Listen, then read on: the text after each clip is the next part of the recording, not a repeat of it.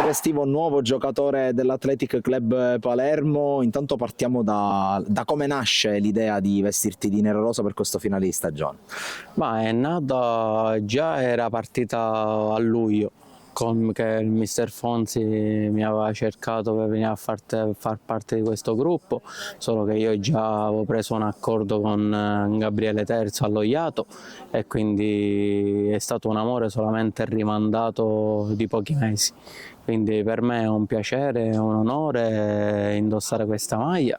E poi con mister Fonzi ci sono stato anche l'anno scorso al CUS, quindi lo conosco benissimo, quindi sono fiero e contento di far parte di questo gruppo. Intanto tu hai assistito da bordo campo all'ultima gara, quella contro il Palermo Calcio a 5, che squadra hai visto e che prospettive pensi possono esserci per il finale di stagione? Io ho visto soprattutto nel primo tempo una grande squadra, abbiamo giocato alla pari del Palermo, solo che in squadra abbiamo tanti ragazzini giovani che devono migliorare soprattutto nell'esperienza, quindi poi nel secondo tempo noi siamo calati un pochino e loro sono usciti fuori.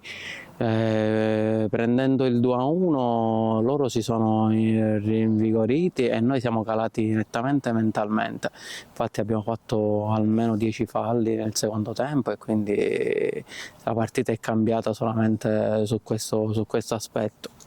Quindi dal punto di vista personale ti aspetti di dare quell'esperienza che serve in certe fasi di partita? Io me lo auguro, io sono venuto qui per dare una mano a sti ragazzi, a centrare l'obiettivo minimo che sono i playoff e spero di portare la mia esperienza, il mio aiuto e contribuire a fare punti a questa squadra.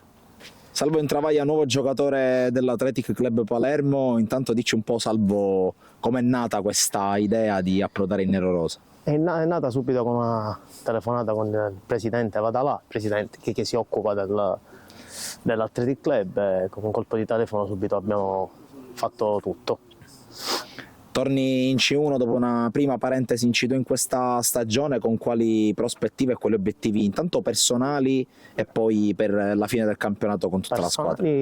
Persone di fare bene e aiutare la squadra, anche se l'ho vista molto bene, la sconfitta, dico, sconfitte arrivano, dico poi i ragazzi li vedo bene, sono tutti dei bravi ragazzi e spero di fare bene e aiutare questa squadra. Tra l'altro arrivi in un gruppo che ha già diversi giocatori di esperienza ma anche tanti giovani, che contributo ti aspetti di dare? Ma il contributo sempre di mettere la palla dentro, il gol fa sempre bene, il gol aiuta a vincere, quindi spero di mettere più gol possibili e aiutare la squadra.